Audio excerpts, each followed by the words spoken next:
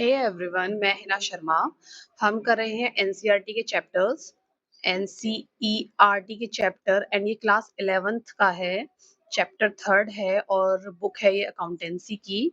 ठीक है, first second chapter हम कर चुके हैं, फर्स्ट एंड सेकंड कर चुके हैं। अब करेंगे थर्ड, जिसका नाम है रिकॉर्डिंग ऑफ ट्रांजेक्शन, जिसमें आपको थोड़ा सा रिकॉर्ड करने के लिए सिखाया जाएगा कि ट्रांजेक्शन्स मतलब जर्नल एंट्रीज कैसे बनाई जाती हैं और थोड़ा बेसिक चीजें भी हैं। ठीक है, तो इसमें फर्स्ट पैराग्राफ में सच इतना इंपॉर्टेंट कुछ नहीं है, सेकंड में देख लेते हैं।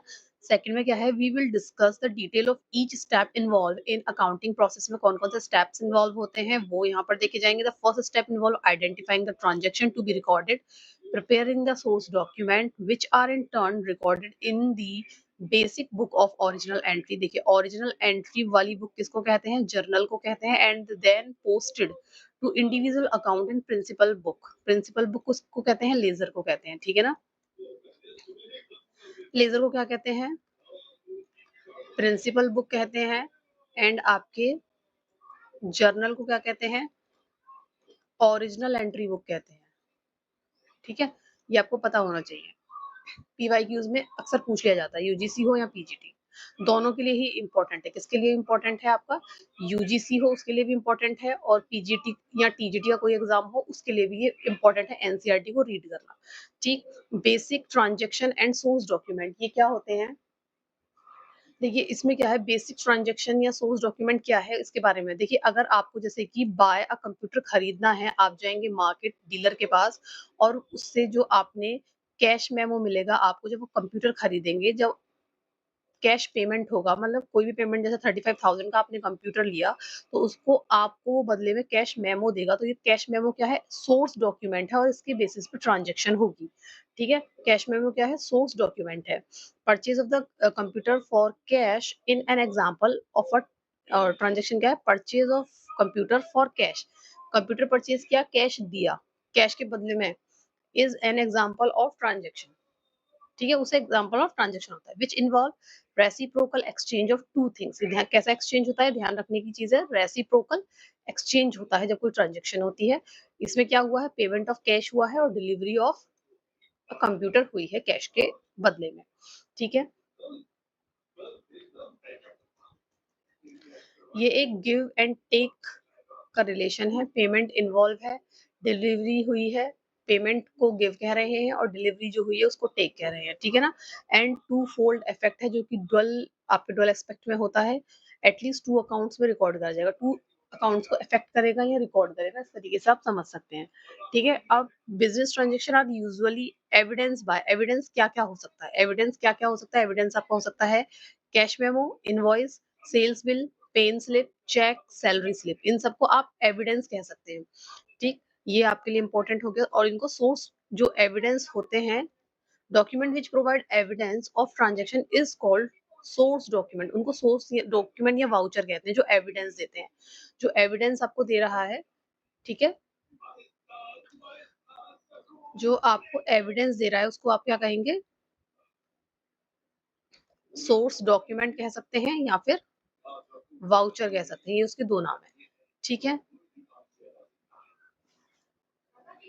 एंड आपको जो इसमें और इम्पोर्टेंट चीजें जो आपको पता होनी चाहिए वो है कि ऑल सच डॉक्यूमेंट होते हैं, वाउचर होते हैं, इनको क्रोनोलॉजिकल ऑर्डर में अरेंज किया जाता है, सीरियली नंबर्ड रख के, उनको सीरियल नंबर में रख के उनको फाइल में रखा जाता है। All recording in the books of account is done on the basis of voucher. जो रिकॉर्डिंग होती है, मतलब जनरल एंट्रीज में जो एंट्री होती है वो वाउचर के बेसिस पे होती है। तो वाउचर एक क्या है, एविडेंस है, सोर्स डॉक्यूमेंट है और एविडेंस है।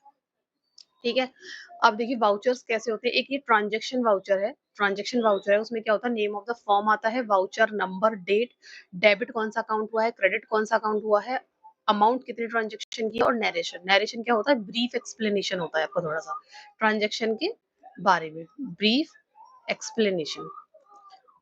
ठीक है, ऑथोराइज्ड बाय उसके सिग्नेचर, प्रिपेयर्ड बाय उसके सिग्नेचर, ये सब ये होता है। मतलब ये कोई एज सच फिक्स नहीं है ये फॉर्मेट, थोड़ा ऊपर नीचे कोई चीजें हो सकती हैं लेकिन लगभग ऐसा होता है, ऐसा एनसीईआरटी कहती है। अब एनसीईआरटी में आगे ही पढ़ेंगे। अब preparation of accounting vouchers, accounting voucher के बारे में यहाँ पर बताया है। इसको वाउचर्स आपके कैसे होते हैं, क्लासिफाई करा हुआ है उसको कैश वाउचर भी कह सकते हैं, कोई मतलब टाइप ऑफ वाउचर है। कैश वाउचर भी बनता है, डेबिट वाउचर हो सकता है, क्रेडिट वाउचर, जर्नल वाउचर ऐसे हो सकते हैं। इसका कोई no, there is no set format of accounting voucher. Specimen of simple transaction voucher is used in practice is shown in 3.1 जो हमने अभी ऊपर देखा था, उसमें दिखाया हुआ एक फॉर्मेट लगभग ऐसा आप बना सकते हैं। और इसमें ये क्या है, सिंपल ट्रांजेक्शन के लिए है। अब आपको पता होना चाहिए कि सिंपल ट्रांजेक्शन क्या होता है। सिंपल ट्रांजेक्शन होता है जब एक ही चीज डेबिट हो और एक ही चीज क्रेडिट हो, एक अकाउंट डेबिट हो एक ही अकाउंट क्रेडिट हो, तो सिंपल ट्रांजेक्शन हो जाता है। ठीक है, फिर कंपाउंड भी होता है, कॉम्प्लेक्स भी होता है, तो वो आगे पढ़ेंगे। अब देखिए, there must be preserve any account relevant period, इसका कुछ नहीं है ऐसा खास। इनको प्रिजर्व करके रखते हैं, मतलब इनको आपको रखना होता है, रिलेवेंट पीरियड तक तो रखना ही होता है जब तक आपके सारे फाइनल स्टेटमेंट्स ना बन जाए या फिर ऑडिट तक, है ना। ऐसे इन्हें थोड़े दिन के लिए प्रिजर्व करना पड़ता है, रखते हैं इनको। अब आगे अ ट्रांजेक्शन विद वन। अब देखिए इसमें जो मैंने अभी बताया ट्रांजेक्शन के बारे में, a transaction with one, one debit है और वन क्रेडिट है तो उसे सिंपल ट्रांजेक्शन कहते हैं। एंड अकाउंटिंग वाउचर प्रिपेयर्ड, ऐसे अकाउंट इनके लिए जो वाउचर प्रिपेयर्ड होगा जहां पर एक ही अकाउंट डेबिट हुआ है एक ही अकाउंट क्रेडिट हुआ है, तो उसके लिए जो वाउचर प्रिपेयर होगा उसको आप ट्रांजेक्शन वाउचर कहते हैं। ठीक है, उसे आप ट्रांजेक्शन वाउचर कहते हैं। नेक्स्ट पे चलते हैं, सिंपल के लिए देख लिया, ट्रांजेक्शन वाउचर कहते हैं।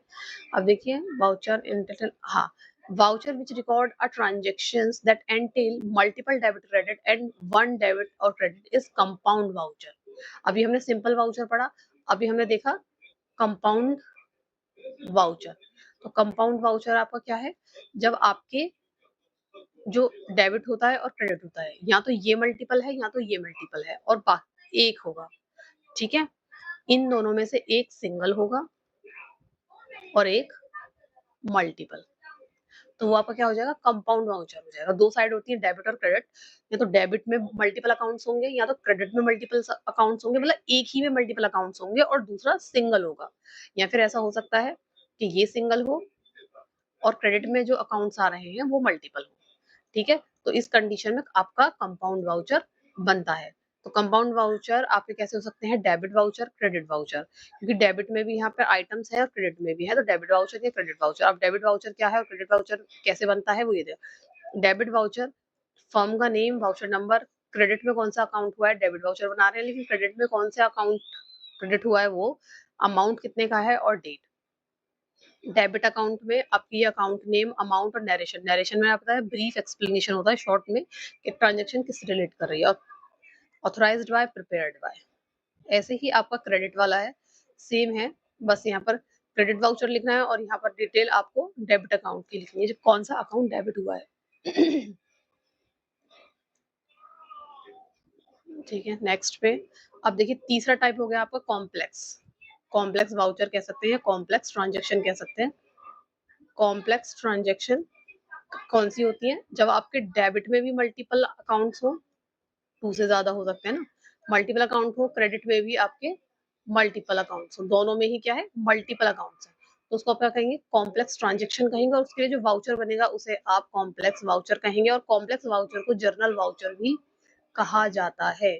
ये आपका इंपॉर्टेंट है, इसे नोट्स में लिख लीजिएगा। बाकी चीजें शायद आपको पता होंगी अगर आपने बेसिक्स पढ़ा है, लेकिन ये वाली चीजें हम भूल जाते हैं।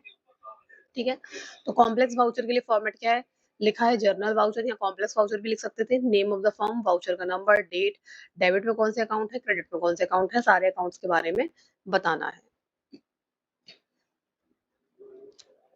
ठीक है, अब बस आपको ये पता होना चाहिए कि असेंशियल एलिमेंट क्या होते हैं एक अकाउंटिंग वाउचर के लिए, जो कि मस्ट है, इंपॉर्टेंट है। रिटन हो, गुड क्वालिटी ऑफ पेपर हो, नेम ऑफ द फर्म उस पर लिखा हुआ होना चाहिए, डेट ऑफ ट्रांजेक्शन वहां होनी चाहिए, and the number of voucher to be in a serial order, serial order में है, मतलब ऑर्डर में जो भी नंबर्स हैं वो सारे जितने भी वाउचर सबके नंबर होने चाहिए। Name of the account to be debit और क्रेडिट इज मेंशन, जो कि आपने फॉर्मेट में देखा, तो वही सारी चीजें इसमें हैं। डेबिट एंड क्रेडिट अमाउंट भी होनी चाहिए, फिगर में भी अगेंस्ट द अमाउंट, नंबर्स में भी और रिटर्न में भी, दोनों में होनी चाहिए। Description of the transaction, description वही नरेशन हो गया, नरेशन कहेंगे से। The person who prepare the voucher, prepared by and authorised person, authorised bye, दोनों का नाम, प्रिपेयर्ड बाय, ऑथराइज्ड बाय, उसके बारे में नेम क्या क्या होना चाहिए, नेम भी होना चाहिए, सिग्नेचर भी। ठीक, इसमें भी नेम भी एंड सिग्नेचर भी। तो सारी चीजें फॉर्मेट वाली हैं, अगर फॉर्मेट आपको याद रहेगा तो एसेंशियल्स भी आपको याद रह जाएंगे। अब देखिए अकाउंटिंग इक्वेशन क्या है। अकाउंटिंग इक्वेशन पे बेसिक्स में यहाँ बताऊंगी, लेकिन आप देखेंगे मेरे चैनल पर मैंने अलग से एक वीडियो इसके लिए बनाया हुआ है अकाउंटिंग इक्वेशन, उसमें उसके कुछ न्यूमेरिकल्स भी कराए हैं कि कैसे इनको करते हैं, ठीक है, तो वो आप वहां से देख सकते हैं। बाकी थोड़ा सा बेसिक यहाँ बता देती हूँ। अकाउंटिंग इक्वेशन क्या कहता है, are always equal to the total of its liabilities. Accounting equation कहता है कि जो एसेट्स हैं बिजनेस के, वो हमेशा लाइबिलिटीज एंड कैपिटल के सम के बराबर होते हैं। जैसा कि हमारी बनती है बैलेंस शीट, जो बैलेंस शीट होती है उसमें इधर साइड एसेट्स होते हैं और इधर साइड लाइबिलिटीज होती हैं। लाइबिलिटीज में आपके दो पार्ट्स में जाता है, एक तो कैपिटल और लाइबिलिटीज, ठीक है ना। तो इन दोनों का सम हमेशा क्या होना चाहिए, इक्वल होना चाहिए। तो वो अकाउंटिंग इक्वेशन हमारी कहती है। जो अकाउंटिंग इक्वेशन क्या है, assets equals to liability plus capital, ठीक है। और इसको फिर आप इस तरीके से भी, अगर आपको जैसे PYQ आ जाए कि ये करेक्ट है, ये करेक्ट है, ये correct, तो ये हो सकता है। क्योंकि देखिए क्या है, assets equals to liability plus capital, लेकिन यहीं से लाइबिलिटी की मैं वैल्यू निकालना चाहूँ तो assets minus capital equals to liability हो जाएगी, कैपिटल को उधर माइनस में भेज देंगे, तो बस घुमा फिरा के तो ये भी आपके करेक्ट होंगे। ऑप्शन में ऐसा आता है ना। ये एक तरीके से आप मान सकते हैं कि PYQ है, ये PGT में पूछा गया है।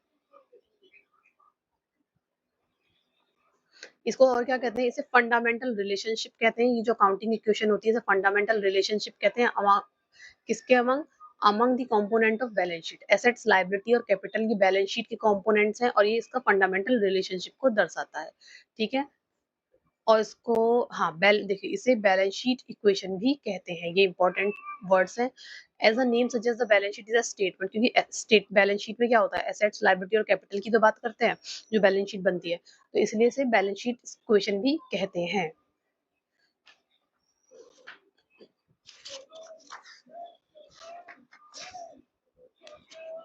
अब चलते हैं नेक्स्ट पैराग्राफ पर। देखिए इसमें देखेंगे the claim of the proprietor. जो प्रोपराइटर बिजनेस से मांगेगा वो क्या है, कैपिटल है, क्योंकि उसने कैपिटल लगाई है। और जो आउटसाइडर्स मांगेंगे उन्हें कहते हैं लाइबिलिटीज। मतलब एक बिजनेस हमने चालू किया जिसमें कि 50 लाख रुपए की इन्वेस्टमेंट लगनी थी, लेकिन मेरे पास सिर्फ 10 लाख रुपए थे, तो 40 लाख रुपए मैंने कहीं से बाहर से किसी से उधार लिए या 2-3 लोगों से मिलकर उधार लिए। तो ये जो 10 लाख है ये आपकी हो जाएगी कैपिटल, और ये जो 40 लाख है ये आएगा आपका लाइबिलिटीज पार्ट में, ठीक है। इस तरीके से आप डिवाइड कर सकते हैं। अब each element of the equation is a part of balance sheet. सारे एलिमेंट्स जो होते हैं अकाउंटिंग इक्वेशन के वो बैलेंस शीट का पार्ट होते हैं, ठीक। एंड अब आ जाते हैं इंपॉर्टेंट, यहाँ पर है थोड़ा सा, asset side of the balance sheet is a list of assets. Asset side में एसेट्स आते हैं, जैसे कि मैंने अभी बताया सरिये से, इधर एसेट्स आते हैं, इधर liabilities, which is the business entity owns. The liability side में बैलेंस शीट के में लिस्ट ऑफ ओनर्स का क्लेम आता है और आउटसाइडर्स क्लेम आता है। अभी मैंने बताया आउटसाइडर क्लेम क्या है, जो बाहर से आपने पैसा लिया है, और आपका ओनर्स क्लेम क्या है, जो प्रोपराइटर ने अपना पैसा लगाया है, जो कि 10 लाख था सिर्फ, ठीक है। ये होती है the equality of the asset side and the liability side of the balance sheet is an undeniable. इसको डिनाई नहीं कर सकते, आपको इक्वल ही होता है, इक्वल ही आना चाहिए। अगर इक्वल नहीं आ रहा है तो आप जरूर कहीं ना कहीं एंट्रीज में, अमाउंट में, टोटल में कहीं ना कहीं मिस्टेक हुआ है। And is justify the name of accounting equation as balance sheet equation also. इसीलिए इसे बैलेंस शीट इक्वेशन भी कहते हैं।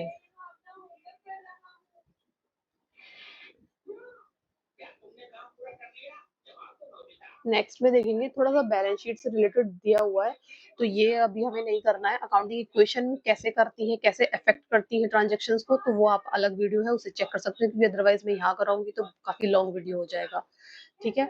अब using debit and credit, using debit and credit देखते हैं।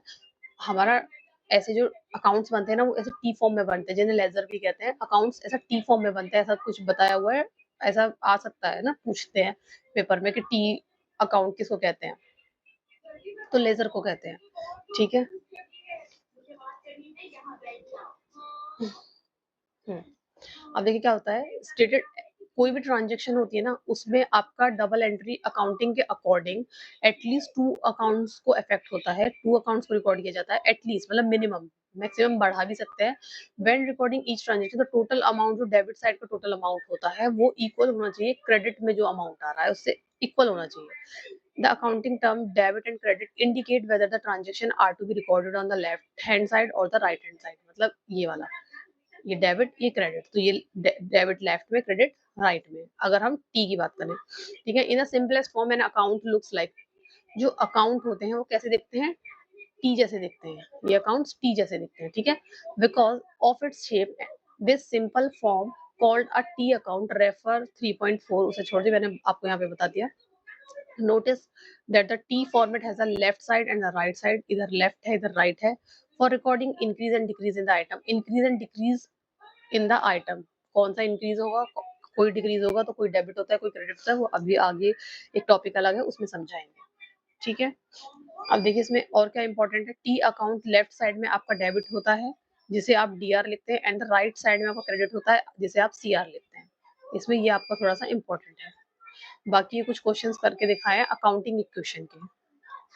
ठीक है, अब देखिए जर्नल एंट्री के लिए सबसे इंपॉर्टेंट चीज आ गई है आपकी, ये देखो, ये 3.4 का भी कहा था ना, लेफ्ट साइड और राइट साइड, ये rules of debit and credit. अब किस चीज को आप डेबिट करें किस चीज को आप क्रेडिट करें ये कैसे पता चलेगा, तो आपको ये पता होना चाहिए कि आपके जो अकाउंट्स होते हैं ना उनको आपने 5 कैटेगरी में, सारे अकाउंट्स को 5 कैटेगरी में डिवाइड कर लिया, एसेट्स, लायबिलिटीज, कैपिटल, एक्सपेंस या लॉसेस एक ही चीज है, एंड रेवेन्यू या गेन एक ही चीज मान सकते हैं आप। तो इसमें से आप दो चीजों को उठा लीजिए जो मैं आप मुझे याद रहा है जिसे समझना इजी होगा, एसेट्स और एक्सपेंस। जो आपके एसेट्स होते हैं और जो आपके एक्सपेंसेस होते हैं, इसको अगर ये इंक्रीज हो रहे हैं तो डेबिट होंगे, डिक्रीज हो रहे हैं तो क्रेडिट साइड में आएंगे। ठीक है, जब आप जर्नल एंट्री बनाते हैं। ऐसे ही बाकी 3 अकाउंट्स बचे कौन कौन से, आपका बचा लाइबिलिटी, कैपिटल एंड रेवेन्यू।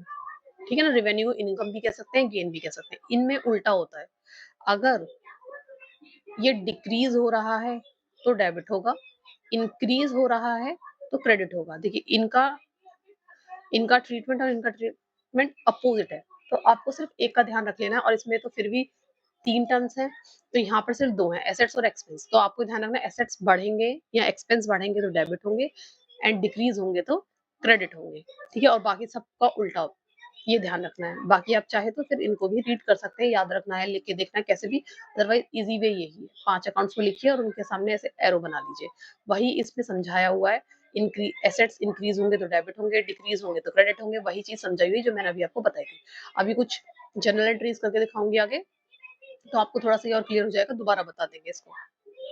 ठीक है ना, उन्हीं ट्रांजेक्शन को बताया हुआ, जैसे कि आप कोई कैपिटल लगाई है, कोई बिजनेस शुरू हुआ है, तो कैपिटल कितनी, 1 लाख की कैपिटल से बिजनेस शुरू हुआ है।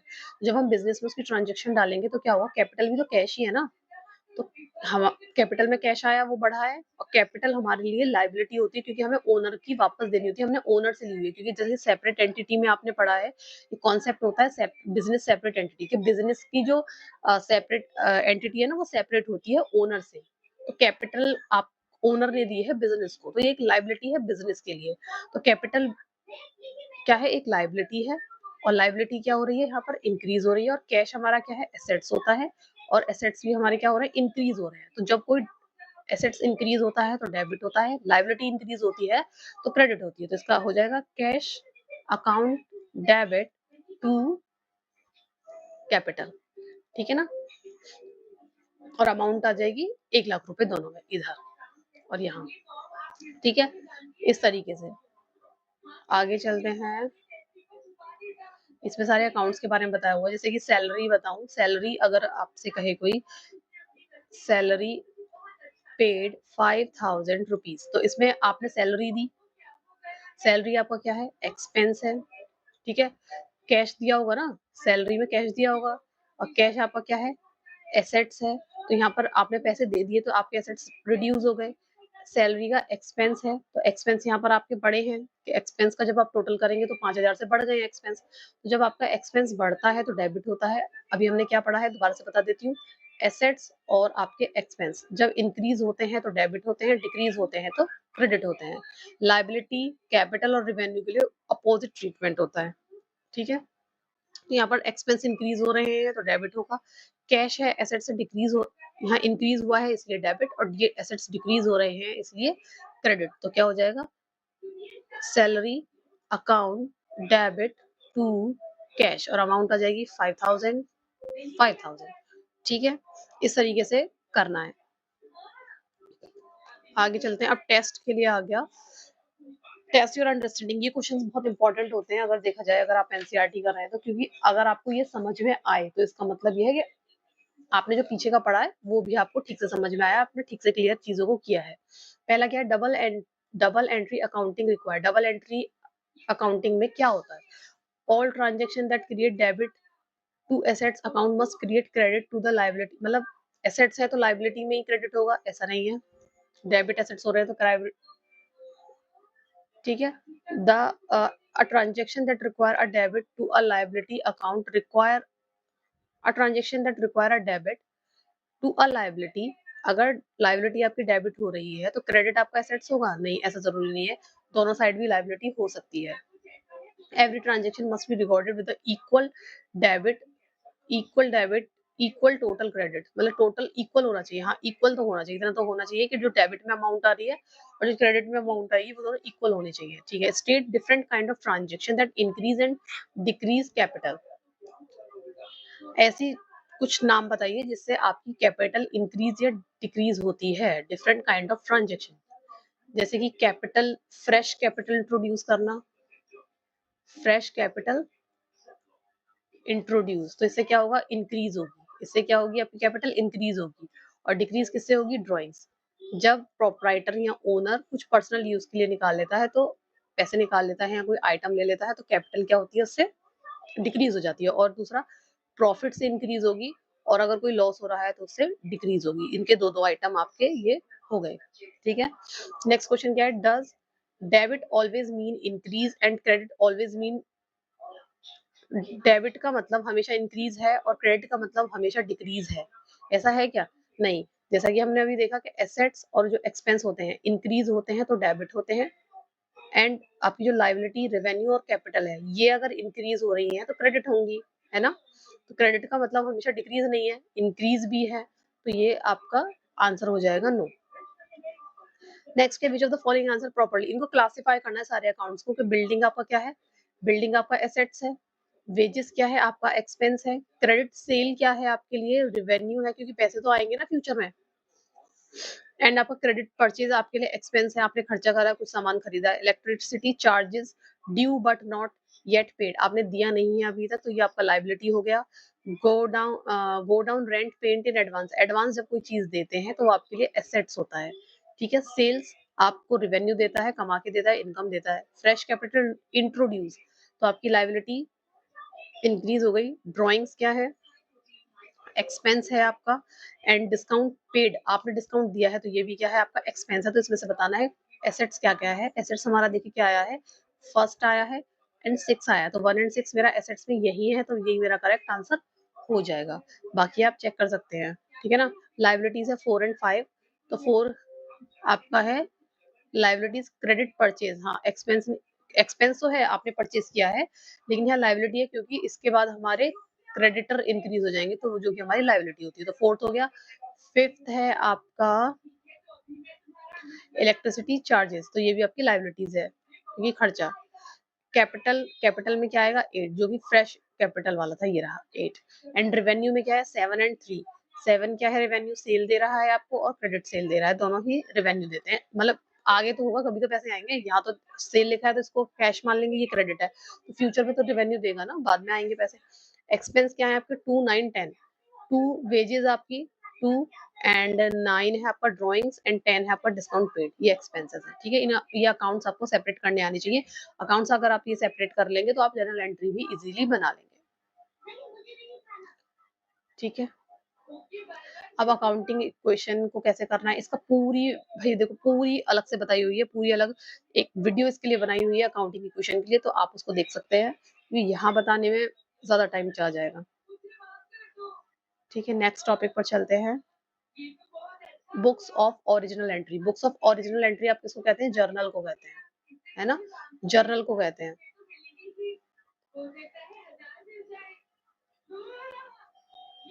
फॉर द फर्स्ट टाइम, जब आप फर्स्ट टाइम कोई एंट्री रिकॉर्ड करते हैं उसे जर्नल या बुक ऑफ ओरिजिनल एंट्री कहते हैं। सोर्स डॉक्यूमेंट इसके लिए चाहिए होता है, इज रिक्वायर्ड टू रिकॉर्ड। हाँ सोर्स डॉक्यूमेंट जिसे क्या कहते हैं, सोर्स डॉक्यूमेंट क्या होता है आपका, वाउचर होता है, ठीक है। इसमें डेबिट और क्रेडिट दो चीजें होती हैं। After debit and credit each transaction are entered in the journal, they transfer to the individual account. Journal बनाने के बाद इनको फिर इंडिविजुअल अकाउंट्स में ट्रांसफर किया जाता है, जो टीट फॉर्म का होता है, उसे आप लेजर भी कहते हैं।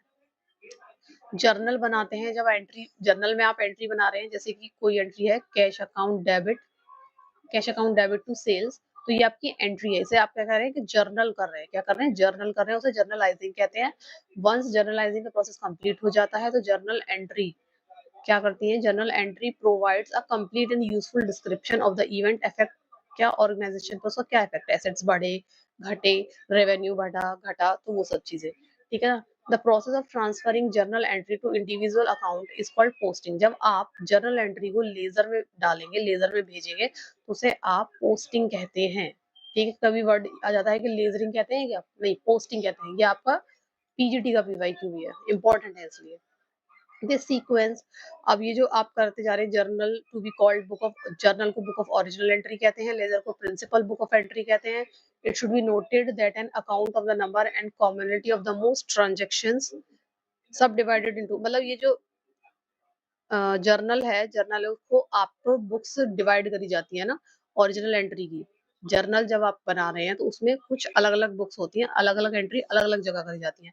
एक कैश बुक होती है और कुछ आपकी सब्सिडरी बुक्स होती हैं, है ना, सब्सिडरी बुक्स होती हैं, जैसे कि सेल्स के लिए, परचेज के लिए, रिटर्न के लिए।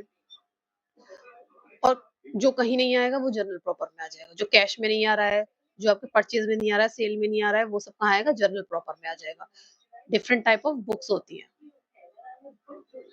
क्योंकि सारी बुक्स आप एक जगह ही, एक ही कॉपी में लिखेंगे सारी ट्रांजेक्शन्स, तो आपको डिवाइड करना मुश्किल हो जाएगा कि कैश कितना है कितना नहीं है, डेटर कितने हैं, क्रेडिटर कितने हैं।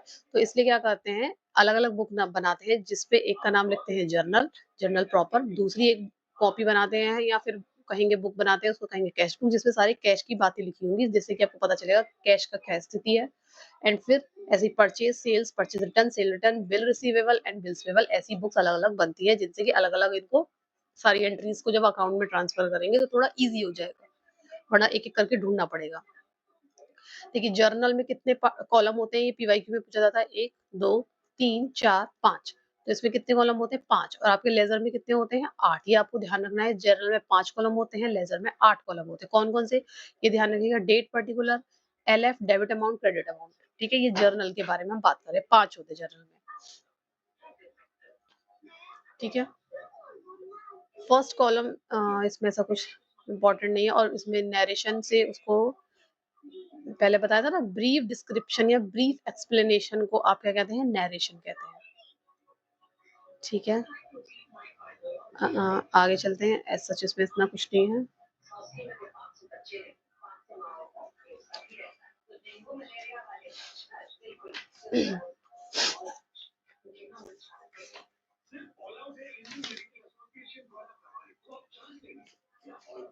देखिए, the journal entry is the basic record of business transaction. Journal entry एक बेसिक रिकॉर्ड है। इट में भी सिंपल हो सकती है एंट्रियां, कंपाउंड हो सकती हैं, और तीसरी क्या हो सकती है? कॉम्प्लेक्स हो सकती है। तीनों के बारे में भी पीछे बताया था। ठीक है, और जब व्हेन ओनली 2 अकाउंटर इन्वॉल्व होते हैं, मतलब एक डेबिट में और एक क्रेडिट में, तो टोटल 2 हो गए ना, तो उसे सिंपल जर्नल एंट्री कहते हैं। ठीक, और कंपाउंड किसे कहते हैं? जब डेबिट या क्रेडिट दोनों में से किसी एक में मल्टीपल होगा और दूसरे में सिंगल होगा, तो उसे कंपाउंड कहते हैं। कॉम्प्लेक्स कब होता है? जब डेबिट में भी आपका मल्टीपल है और क्रेडिट में भी क्या है? मल्टीपल अकाउंट्स है, तो वह भी कॉम्प्लेक्स ट्रांजेक्शन होती है। आगे चलते हैं, कुछ एग्जांपल्स दिए हुए हैं जर्नल एंट्री बनाने के, तो अभी इसको नहीं देखना है क्योंकि क्वेश्चन से देखेंगे, इसमें क्वेश्चन नहीं दिया हुआ। जब एक एग्जांपल आएगा अच्छा सा तो मैं आपको एंट्रीज के बारे में बताऊंगी। वैसे एंट्रीज भी अगर आप देखिए, मैंने पूरी जर्नल एंट्री पे भी एक अलग से वीडियो बनाई हुई है, जैसे अकाउंटिंग आपकी एक वीडियो बनाई हुई है अलग से अकाउंटिंग इक्वेशन पर, क्योंकि ये अपने आप में ही बहुत बड़े टॉपिक हैं। और आपका जर्नल एंट्रीज पर, जर्नल एंट्रीज इसी नाम से अलग अलग वीडियोस बनाई हुई है एनसीईआरटी को बेस मानते हुए। और जर्नल एंट्रीज में आपके 2 तरीके के मेथड भी बताए हैं जर्नल एंट्री बनाने के, जैसा कि एक है ट्रेडिशनल और एक है मॉडर्न, जो आप अगर एग्जाम प्रोस्पेक्टिव से आपके लिए इंपॉर्टेंट है, 12th है के स्टूडेंट हैं आप, तो आपको जो इसमें बताया गया है ना कि एसेट एंड एक्सपेंस इंक्रीज होते हैं तो डेबिट होता है, और डिक्रीज होते हैं तो क्रेडिट होता है, और बाकी सबका अपोजिट ट्रीटमेंट है। ये मॉडर्न मेथड है। ये क्या है? मॉडर्न मेथड है। लेकिन एक ट्रेडिशनल मेथड भी होता था जिसमें कि 3 गोल्डन रूल्स होते हैं, डेबिट एंड क्रेडिट के 3 गोल्डन रूल्स। ये सब मैंने अलग जर्नल एंट्री वाली वीडियो में बताया है, ट्रेडिशनल मेथड भी, मॉडर्न मेथड भी। और उसमें और क्या बताया है? और उसमें बताए हैं टाइप ऑफ अकाउंट्स, जो कि यूजीसी में भी पूछे जाते हैं और आपके पीजीटी वगैरह में पूछे जाते हैं। टाइप ऑफ अकाउंट्स कौन से? Personal, real, nominal. उसमें लिस्ट भी बनवा दी है कि कौन से अकाउंट किस में आते हैं, तो आप एक बार उसको चेक जरूर कर लीजिएगा। बाकी अभी यहाँ देख लेते हैं कि थोड़ा सा बेसिक में बता देती हूँ एंट्रीज को कैसे बनाते हैं, एक आइडिया दे देती हूँ। ठीक है,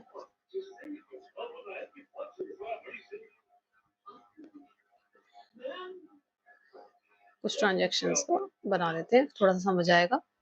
ये आपको चाहिए ही चाहिए बेसिक, कि एसेट्स और एक्सपेंस इंक्रीज हो रहे हैं तो डेबिट, बाकी क्या बचा? लाइबिलिटी, कैपिटल और रेवेन्यू। वो अगर डिक्रीज होंगे तो डेबिट होंगे, इंक्रीज होंगे तो क्रेडिट होंगे। उसी बेसिस पे हम इन क्वेश्चंस को करेंगे। देखिए, स्टार्टेड विद कैश, तो मतलब ये 1.5 लाख की ना कैपिटल है, तो यहाँ पे क्या हुआ है? कैश इंक्रीज हुआ है, तो कैश तो आपका एसेट्स है, एसेट्स इंक्रीज होता है तो डेबिट में आता है, तो क्या हो जाएगा? Cash account debit to. और क्या है? कैपिटल है, कैपिटल इंक्रीज हुई है, कैपिटल आएगी ना बाहर से, इसको हम कैपिटल मानेंगे कि ओनर ने कुछ पैसे दिए तो वो बिजनेस के लिए क्या है? कैपिटल है।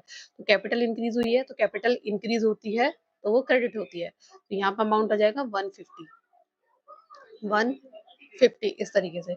अब क्या है? Goods purchase from Manisha, Manisha से गुड्स परचेज करें, हमने खर्चा किया है कुछ, तो ये एक्सपेंस है, तो एक्सपेंस आपका डेबिट होगा, जो कि क्या है? Purchase, purchase account debit. और किससे लिए हैं? मनीषा से लिए हैं। मनीषा कौन हो गया? वो हमारी मनीषा हो जाएगी हमारी क्रेडिटर, और उसे हमें पैसे देने हैं फ्यूचर में, तो क्रेडिटर हमारी क्या होती है? लाइबिलिटी, और लाइबिलिटी जब इंक्रीज होगी तो क्या होगी? क्रेडिटर। मनीषा हमारी क्या है? लाइबिलिटी। मनीषा क्योंकि 36,000 रुपए का हमने उससे सामान खरीदा है, 36,000 रुपए इस तरीके से रिकॉर्ड हो गई। इससे आपको पता चल, बस आपको इनको ध्यान रखना है कि एसेट्स क्या है और एक्सपेंस क्या है।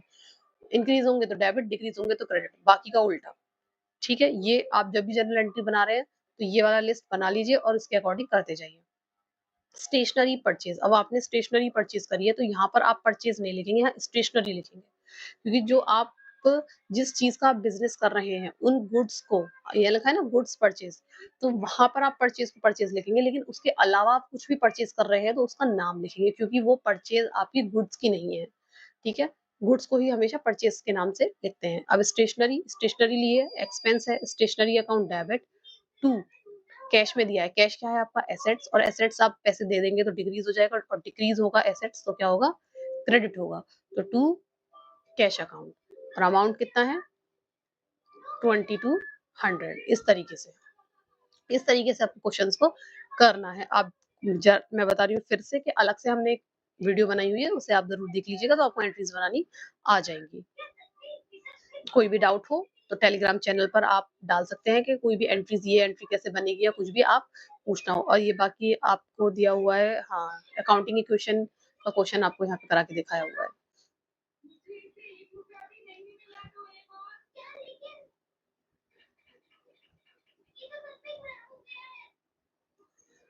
चलते हैं नेक्स्ट, क्या इंपॉर्टेंट है? लेजर। अब देखिए, लेजर के बारे में पढ़ते हैं, अभी जर्नल के बारे में पढ़ा था। जर्नल क्या है? जर्नल में आपके 5 कॉलम होते हैं, उसे ओरिजिनल बुक ऑफ एंट्री कहते हैं। ऐसे लेजर में आपके 8 कॉलम होते हैं, उसे प्रिंसिपल बुक कहते हैं। इट कंटेन ऑफ अकाउंट्स में जनरल प्रॉपर। ठीक है, इसके बारे में आपको ये ध्यान रखना है कि इसमें 8 कॉलम होते हैं, और इसे प्रिंसिपल बुक कहेंगे, या फिर इसको सेकेंडरी बुक भी कहते हैं। ठीक है, ये चीजें आपको पता होनी चाहिए। आगे इसका यूटिलिटी यूज क्या है? Ledger is very useful. अभी देखिए, जो हमने जर्नल एंट्री बनाई थी, मैं एक एंट्री आपको बना के दिखाती हूँ। जैसे salary account debit to cash. ठीक है, ये एंट्री बनाई, अब इसको लेजर में कैसे पोस्ट करेंगे? तो सैलरी आपने बहुत जगह दी होगी, साल में कई बार दी होगी, हर महीने दी होगी, तो आप जब इसके अकाउंट्स बनाएंगे, जैसे सैलरी का बनाएंगे, तो ऊपर लिखेंगे सैलरी। ठीक है, इधर ये डेबिट है, ये क्रेडिट है, तो सैलरी आपका क्या हो रहा है? सैलरी आपका यहाँ पर डेबिट में है। ठीक है, और क्रेडिट में क्या है? कैश। लेकिन सैलरी का नाम आप यहाँ नहीं लिख सकते, सैलरी क्या हुआ है? डेबिट, और किससे हुआ है? कैश। टू कैश, और टू कैश में यहाँ पर आप अमाउंट लिख देंगे। ठीक, अब जैसे फिर बनेगा कैश अकाउंट भी बनेगा, तो उसके ऊपर लिखेंगे आप कैश और यहाँ वही डेबिट और क्रेडिट। यहाँ पर कैश क्या हो रहा है, क्रेडिट हो रहा है, तो क्रेडिट साइड एंट्री होगी किससे, बाय सैलरी। ठीक है, कैश किसकी वजह से रिड्यूस हुआ है, सैलरी से, और यहाँ आपका आ जाएगा अमाउंट।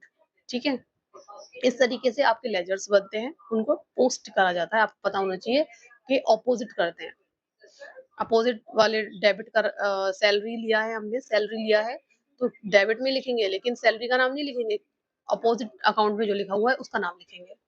ठीक है, अब यूटिलिटी वगैरह बताइए, यूटिलिटी क्या है, इंपॉर्टेंस क्या है ऑर्गेनाइजेशन के लिए, net result of all transaction का रिजल्ट पता है, पर्टिकुलर डेटर क्रेडिटर का आप बैलेंस देखना चाहते हैं तो वो आपको दिखाते हैं लेजर। ठीक है, और देखते हैं क्या इंपॉर्टेंट है इसमें।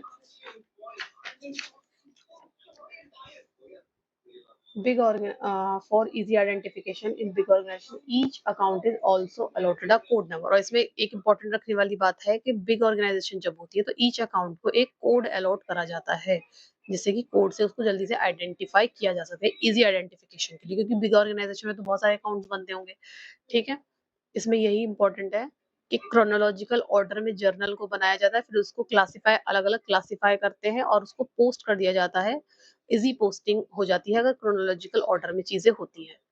ठीक है, they may be open in a same order as appear in the profit and loss account in the balance sheet in the beginning, and index is also provided. Index provide कर देते हैं कि कौन से पेज नंबर पर किसका account, इस तरीके से जो हमारी बुक्स में भी इंडेक्स होती है।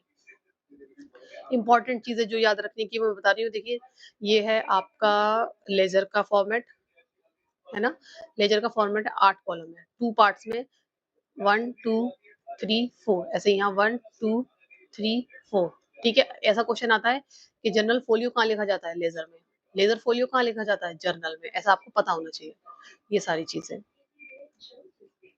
ठीक है, इसमें क्या दे रखा है, डेबिट एंड क्रेडिट क्या है, debit means debit side of the account that is left side को डेबिट कहते हैं, जैसे अकाउंट बनाएंगे तो डेबिट साइड को लेफ्ट कहेंगे। क्रेडिट मींस क्रेडिट साइड जो कि आपकी होगी राइट में, ये क्रेडिट साइड है और ये डेबिट साइड है, आपको ये ध्यान रखना है। ठीक है, इधर आप 2 से एंट्री करते हैं और इधर आप बाय से एंट्री करते हैं, इस सब चीजों के बारे में इसमें दिया हुआ है। ठीक है, पर्टिकुलर क्या है, पर्टिकुलर देखा अभी आपने बीच में, इसमें इसके उसको पर्टिकुलर क्या है, ये बीच का, इसमें लिखा रहता है सब कुछ, कौन से अकाउंट का नाम क्या लिखना है, टू कैश लिखना है, टू सैलरी लिखना है या क्या लिखना है।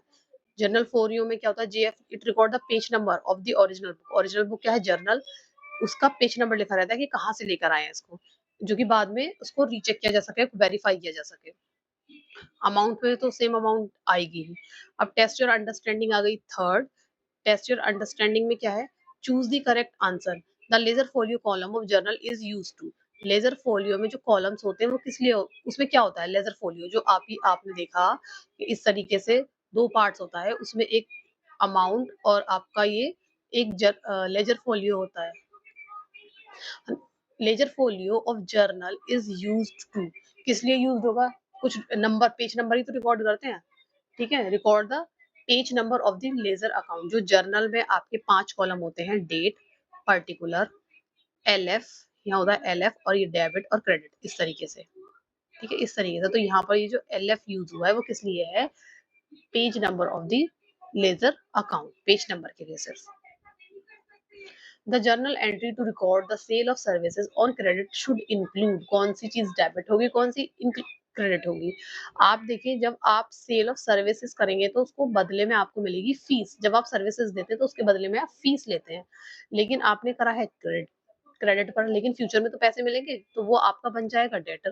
तो अभी आपके डेटर हो गए हैं इंक्रीज, और डेटर होते हैं एसेट्स, एसेट्स इंक्रीज होगा तो डेबिट होगा, तो debit the debtor and credit fees, उसके बदले में आपको क्या मिलेगी, फीस, तो फीस को क्या कर देंगे, क्रेडिट। ठीक है, क्योंकि फीस आपके लिए क्या है, इनकम।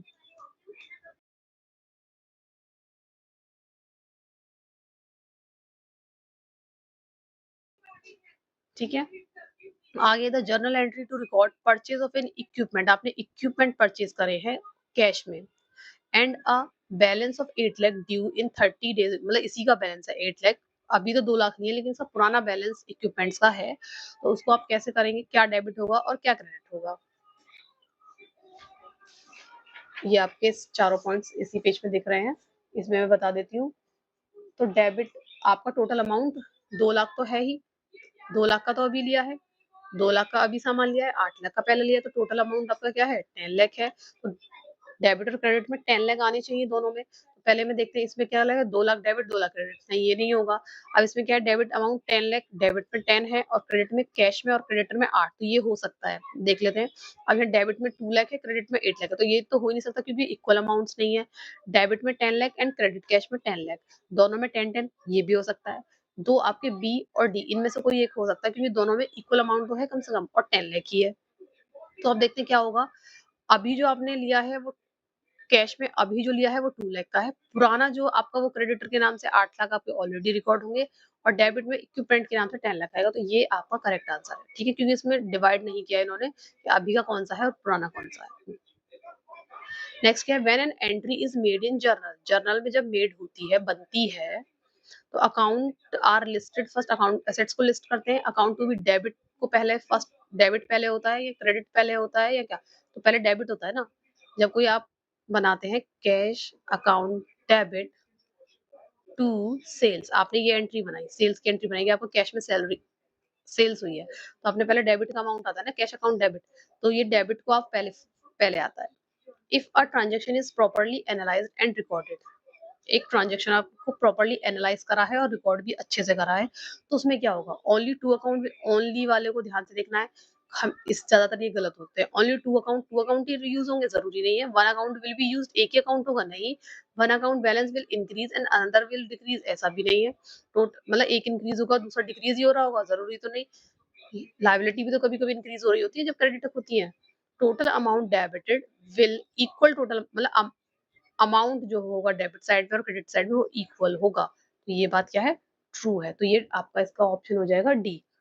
6 पढ़ते थे, journal entry to record payment of monthly bill will include, journal entry बनानी है, पेमेंट करा है मंथली बिल का, तो जिस चीज का पेमेंट करा है वो आपका एक्सपेंस है, एक्सपेंस बढ़ रहा है तो डेबिट होगा। कैश में करा है, लिखा है इसमें क्या, मंथली विल ऐसा कुछ लिखा ही नहीं है, तो पहली बात तो देख लेते हैं, debit monthly bill, debit monthly bill, debit capital ये नहीं होगा, डेबिट मंथली बिल ये हो सकता है, डेबिट मंथली बिल ये हो सकता है, बिल दिया है आपने मंथली, इसमें कुछ नहीं दिया है कि आपने क्रेडिट किया है या कैश किया है।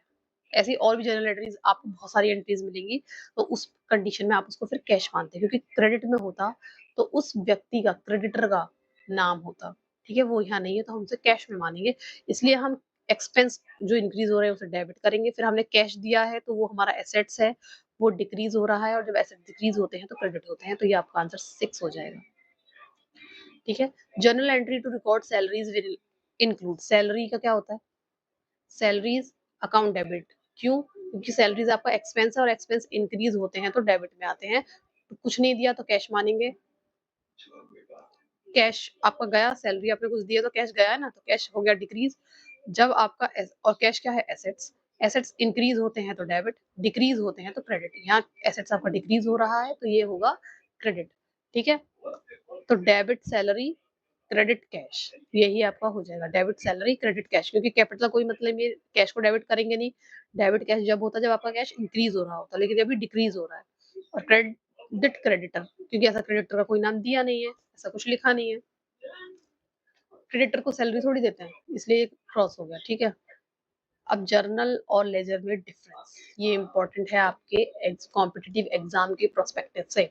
जर्नल एंट्री को आप फर्स्ट एंट्री बुक कहते हैं और लेजर को क्या कहते हैं, सेकेंडरी बुक और प्रिंसिपल बुक भी कहते हैं। ठीक है, ये ध्यान रखिएगा।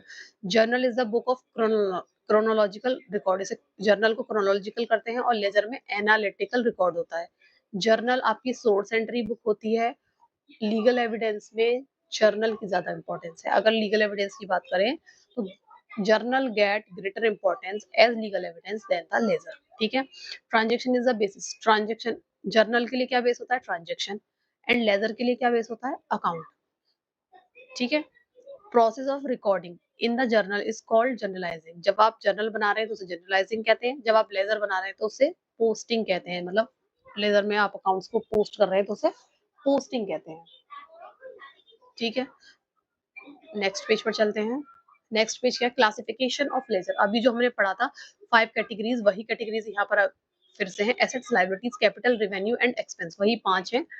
ठीक है, अब इसमें क्या कहा है इन्होंने कि अब इन्हीं को इन्होंने और कुछ में डिवाइड करा है कि परमानेंट अकाउंट और टेम्परेरी अकाउंट। परमानेंट अकाउंट वो होते हैं जो आपके बैलेंस शीट में आएंगे। बैलेंस शीट में आपको क्या आता है, एसेट्स आता है एक साइड में आपकी लाइबिलिटीज आती हैं और एक साइड में आपकी कैपिटल आती है। तो ये क्या है, आपके परमानेंट अकाउंट्स हैं और बाकी रेवेन्यू और एक्सपेंस क्या है, आपका टेम्परेरी अकाउंट है। ऐसा क्यों, क्या इसके बारे में एक्सप्लेनेशन दी है, all the permanent account are balanced and carry forward to the next accounting period. उनको नेक्स्ट अकाउंटिंग पीरियड में भी हम ले जाते हैं, तो इसलिए वो परमानेंट रहते हैं, बार बार उनका यूज होता रहता है।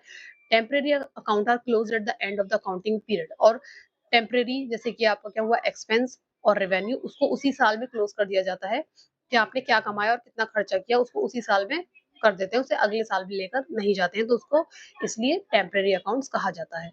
all the assets, liabilities and capital are permanent and all revenue and expenses account are temporary। ठीक है। अब पोस्टिंग दी जर्नल, अब जर्नल को अभी मैंने आपको बता दिया है, अभी बता दिया था एंट्री के साथ कि जो कैश अकाउंट आप बना रहे हैं, जैसे कि cash account debit to salary है, तो कैश अकाउंट, अगर कैश का मैं अकाउंट बना रही हूँ, लेजर बना रही हूँ, कैश हुआ है मेरा डेबिट, डेबिट हो रखा है यहाँ पर, तो डेबिट हुआ किससे, लेकिन सैलरी, तो टू सैलरी आ जाएगा। और कैश यहाँ पे सैलरी ऊपर होता, कैश क्रेडिट होता, तो मैं इधर लिख देती बाय सैलरी, बाय सैलरी। ठीक है, ये मैंने अभी बनाना आपको बता दिया था, तो इसमें ऐसा कुछ खास अलग है नहीं, आप रीड चाहे तो इसको रीड कर सकते हैं पीडीएफ से, आपको गूगल से पीडीएफ आराम से मिल जाएगी। अब आया टेस्ट योर अंडरस्टैंडिंग, देखते हैं इसमें आपको पूछा जाएगा कौन सी चीज डेबिट है, कौन सा, इसको अच्छे से एक्सप्लेन कर दूंगी। तो ये क्या है, issue a cheque for 8,000 to pay rent. Rent और चेक, चेक जब वर्ड आएगा तो आपको वर्ड यूज करना है उसके लिए बैंक, एक दूसरा है रेंट। ठीक है, बैंक क्या है आपका एसेट्स, रेंट क्या है आपके लिए एक्सपेंस। तो जब आपका एक्सपेंस बढ़ेगा तो क्या होगा, डेबिट, और यहाँ पे आपने चेक से पेमेंट करी तो पैसे कम हो गए ना, तो एसेट्स आपके रिड्यूस हो गए, तो जब एसेट्स रिड्यूस होते हैं तो वो क्या होते हैं, क्रेडिट। तो इसलिए रेंट अकाउंट डेबिट, ये पूछा है the account to be debit, debit क्या होगा, रेंट डेबिट होगा, क्योंकि रेंट क्या है आपका एक्सपेंस जो कि इंक्रीज हो रहा है। आगे, कलेक्टेड 35,000 फ्रॉम डेटर्स, डेटर्स से, डेटर्स आपके क्या है एसेट्स, एसेट्स से आपने पैसे लिए, डेटर आपके क्या है एसेट्स, आपने पैसे लिए तो डेटर्स आपके क्या हो गए, रिड्यूस, और जो एसेट्स अगर रिड्यूस हो रहा है तो क्रेडिट होगा। एंड आपने पैसे लिए हैं, कलेक्ट किया है कुछ, तो वो क्या है कैश, तो कैश तो आपका इंक्रीज हो रहा है, और जो इंक्रीज होता है वो क्या होता है, क्रेडिट होता है, क्योंकि कैश भी आपका क्या है एसेट्स है। तो यहाँ पे पूछा है the account to be credit, credit क्या होगा, इंक्रीज होगा तो डेबिट होगा, और डिक्रीज हो रहा है तो क्रेडिट, तो क्या होगा, डेटर। ठीक है ना, account to be credit is, debtor से आपका क्रेडिट होगा।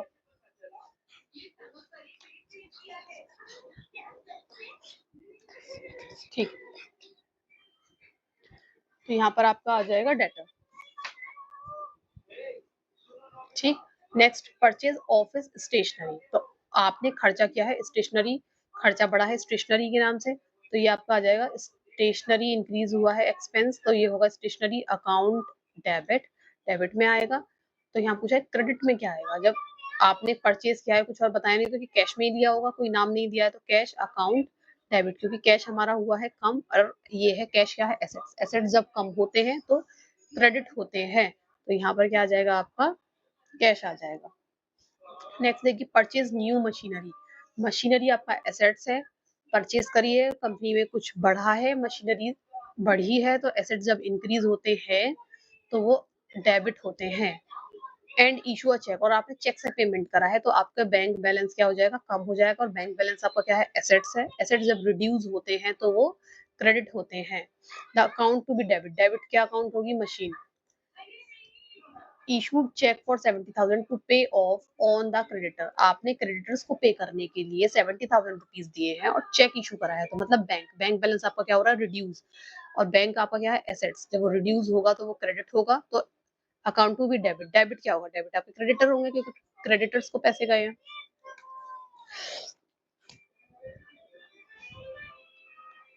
ठीक है, नेक्स्ट क्वेश्चन में देखते हैं, return damage office stationery and receive 50,000 the account to be credit, जब हमने परचेज करी थी स्टेशनरी तो आपने इसको डेबिट किया था, अभी आपने रिटर्न कर दिया तो उसको क्रेडिट कर देंगे, तो यहाँ पर क्या आ जाएगा, ऑफिस स्टेशनरी, एक्सपेंस मतलब आपने रिड्यूस कर दिया है, रिड्यूस कर दिया है तो वो क्रेडिट होगा। Provide services for 65,000 on credit, आपने सर्विसेज प्रोवाइड करी, provided services, the provided services for 65,000, आपने सर्विसेज दी हैं 65,000, आपको मिले नहीं है अभी तक, लेकिन मिलने तो है। एक तरीके से ये जब कोई इंसान सेल्स बेचता है तो वो क्रेडिट पे है, एक तरह से ध्यान रखिए आपने कोई काम किया है और वो क्रेडिट पे है, ठीक है। तो डेबिट में क्या आएगा, डेबिट में आपके आएंगे डेटर, क्योंकि आपको पैसे मिलने हैं फ्यूचर में, तो डेटर आपके बढ़ गए अभी कितने से 65,000 से, डेटर आपके सेट्स होते हैं बढ़ते हैं तो वो डेबिट होते हैं, तो ये आपके 65,000 रुपीज यहाँ पर डेटर में आएंगे, डेटर, ठीक है। नेक्स्ट कुछ क्वेश्चन है ये जर्नल एंट्रीज के, फिर उनको लेजर में ट्रांसफर करना होगा। अगर आप कर रहे हैं कोई कॉम्पिटिटिव एग्जाम की तैयारी तो आपको ये प्रैक्टिकल क्वेश्चंस करने की जरूरत नहीं है, सिर्फ आपको ये पता होना चाहिए जो बेसिक्स मैंने आपको यहाँ पर बता दिया है, ठीक है। इसमें सच और कुछ नहीं है, अभी देख लेते हैं। ये ओवरऑल चैप्टर का है, ओवरऑल चैप्टर का टेस्ट है एंड बहुत इंपॉर्टेंट है, ध्यान से कीजिएगा। Voucher is prepared for, voucher किस लिए प्रिपेयर होता है, कैश रिसीव हुआ हो जब, कैश या क्रेडिट सेल करी हो तब, कैश या क्रेडिट परचेज करा हो तब, हमेशा वाउचर होगा, क्योंकि वाउचर क्या है, एविडेंस, तो एविडेंस हर ट्रांजेक्शन का होता है, होना चाहिए, तो उसे वाउचर कहते हैं, ठीक है ना। Voucher is prepared from documentary evidence से बनता है वाउचर, ठीक है। How many side does an account है, अकाउंट में कितनी साइड होती है, अकाउंट में 2 साइड होती है, एक होती है डेबिट, एक होती है क्रेडिट। टोटल कॉलम कितने होते हैं, कॉलम होते हैं 8। जर्नल में कितने कॉलम होते हैं, जर्नल में कॉलम होते हैं 5, तो ये आपको पता होना चाहिए। अब purchase of machine for cash should be debited to, अगर आपने मशीन परचेज करी है फॉर कैश में तो डेबिट में क्या आएगा, मशीन आएगा, मशीन एक एसेट्स है, आपने मशीन खरीदी जो कि आपके लिए एसेट्स है, और एसेट्स इंक्रीज हो रहे हैं तो डेबिट होगा, और आपने कैश में खरीदी है तो कैश आपके एसेट्स है जो कि डिक्रीज होगा, और डिक्रीज होगा तो वो क्या होगा, क्रेडिट होगा, एसेट्स अकाउंट, ठीक है। हमेशा ध्यान रखिएगा, दोबारा बता देती हूँ, एसेट्स और एक्सपेंस इंक्रीज होते हैं तो डेबिट होता है, इंक्रीज होते हैं तो डेबिट होता है, डिक्रीज होते हैं तो क्रेडिट होते हैं, एसेट्स एंड एक्सपेंस, तो यहाँ पे मशीन अकाउंट आपका डेबिट होगा। अब इसमें बताना है कि which of the following is correct, correct कौन सा है, assets equals to liability plus capital होता है, अगर मैं एसेट्स को नहीं रहने दूं और इसको इधर भेजूं तो ये कैपिटल जाएगा माइनस में, तो कैपिटल माइनस में नहीं होना चाहिए, तो ये नहीं होगा। Asset is equal to liability minus, ये नहीं होता, प्लस होता है तो ये भी नहीं है। Capital is equal to assets minus liabilities, अभी मैं इस माइनस लायबिलिटीज को इधर भेजूं कैपिटल के पास तो ये माइनस का प्लस हो जाएगा, और assets equals to liability plus capital हो जाएगा इस इक्वेशन से मेरा, तो ये हो जाएगा हमारा करेक्ट आंसर, ठीक है। 6 में देखते हैं, cash withdraw by the proprietor should be credited to, जब कैश विड्रॉ करता है कोई प्रोपराइटर तो उसकी एंट्री क्या होती है, उसकी एंट्री होती है drawings account debit to cash, तो क्रेडिट में क्या आया, कैश, आपको एंट्रीज इस तरीके, डेबिट ड्रॉइंग क्या है, बिजनेस के लिए क्या है, एक्सपेंस है, बिजनेस के लिए क्या है, एक्सपेंस है जो प्रोपराइटर ने लिया है, तो एक्सपेंस अगर बढ़ रहा है तो डेबिट हुआ है, और कैश क्या है आपका, एसेट्स है, तो ये भी कैश निकाला है ना ओनर ने, तो कैश लिया है तो कैश हो गया कम, और जब कोई चीज कम होगी, एसेट्स कम होंगे तो वो हो जाएंगे क्रेडिट, तो इसलिए कैश आपका क्या हो जाएगा, credit. Find the correct statement, correct statement क्या है, क्रेडिट और डिक्रीज इन एसेट्स, अगर एसेट्स डिक्रीज हो रहे हैं तो क्रेडिट होंगे, हाँ क्रेडिट होंगे। Credit the increase in expense, expense जब इंक्रीज होते हैं, अभी देखा एसेट्स और आपके एक्सपेंस जब इंक्रीज होते हैं तो डेबिट होता है, ठीक है, और जब डिक्रीज होते हैं तो क्रेडिट होता है, तो यहाँ क्या करें, इंक्रीज हो रहे हैं एक्सपेंस तो उन्हें क्रेडिट करेंगे, इंक्रीज होते हैं तो डेबिट करते हैं, तो ये गलत हो गया। Debit the increase in revenue, increase in revenue, revenue में इंक्रीज होगा तो वो डेबिट होगा, नहीं वो क्रेडिट होगा, मैंने बताया ना, लायबिलिटी रेवेन्यू एंड कैपिटल जब इंक्रीज होते हैं तो क्रेडिट होते हैं, और जब डिक्रीज होते हैं तो डेबिट होते हैं, तो ये भी हो जाएगा wrong. Credit the increase in the capital, capital में अगर इंक्रीज हो रहा है, कैपिटल में अगर इंक्रीज हो रहा है तो क्या होगा, क्रेडिट होगा, तो ये भी आपका क्या है, ट्रू है। इसमें वैसे 2 आंसर दिए नहीं थे, लेकिन ये 2 आंसर करेक्ट लग रहे हैं पढ़ने के बाद, सारा रीड करने के बाद, इसलिए मैंने आपको बता दिया, ठीक। The book in which all account are maintain is known as सिस, जिसमें सारे अकाउंट्स बनाए जाते हैं उसको क्या कहते हैं, उसको क्या कहेंगे, कैश बुक नहीं कहेंगे, जर्नल भी नहीं कहेंगे, उसको आप कहेंगे लेजर, जिसमें सारे अकाउंट्स बनाए जाते हैं, क्योंकि लेजर अकाउंट बनाए जाते हैं। Recording of transaction in journal is called, जब आप जर्नल में रिकॉर्ड कर रहे हैं तो उसे जर्नलाइजिंग कहते हैं। जब आप लेजर में ट्रांसफर कर रहे हैं तो उसे पोस्टिंग कहते हैं। ठीक है, ये आपके लिए पीवाईक्यूज है, जर्नल लेजर वाले, जर्नलाइजिंग और पोस्टिंग तो कई बार पूछा गया है, ये पीवाईक्यू ध्यान रखिएगा। ठीक है, और इसमें ऐसा इम्पोर्टेंट नहीं है, बस अब कीवर्ड्स दिए हुए हैं, समरी में दिया हुआ है, देखिए ये रखा, ये दिया हुआ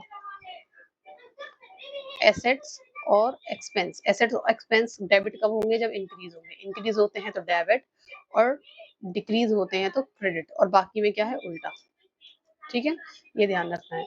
बाकी इस चैप्टर में क्वेश्चंस वगैरह दिए हुए हैं जो आपको प्रैक्टिस करने हैं, आप चाहे तो कर सकते हैं। वैसे अगर आप कॉम्पिटिटिव एग्जाम दे रहे हैं तो कोई जरूरत नहीं है सारे क्वेश्चंस को करने की, सिर्फ आपको थ्योरी पढ़ने की ज्यादा जरूरत है। थ्योरी से बेसिक, थ्योरीज में क्या है, बेसिक्स छिपे होते हैं और बेसिक से ही आपके कॉम्पिटिटिव एग्जाम में क्वेश्चन आते हैं, चाहे वो यूजीसी हो, पीजीटी हो या टीजीटी हो। ठीक है, टेलीग्राम चैनल ज्वाइन करना बिल्कुल भी ना भूलें, वहां पर आपको सारी पीडीएफ और कुछ इंपॉर्टेंट चीजें मैं पोस्ट करती रहती हूँ, तो वो आपके लिए फायदेमंद रहेगा, तो उसे ज्वाइन करना बिल्कुल ना भूलें। कोई भी क्वेश्चन हो, क्वेरी हो तो आप वहां पर भेज सकते हैं, मुझे पर्सनली भी भेज सकते हैं। ठीक है, टेलीग्राम पर। Thank you.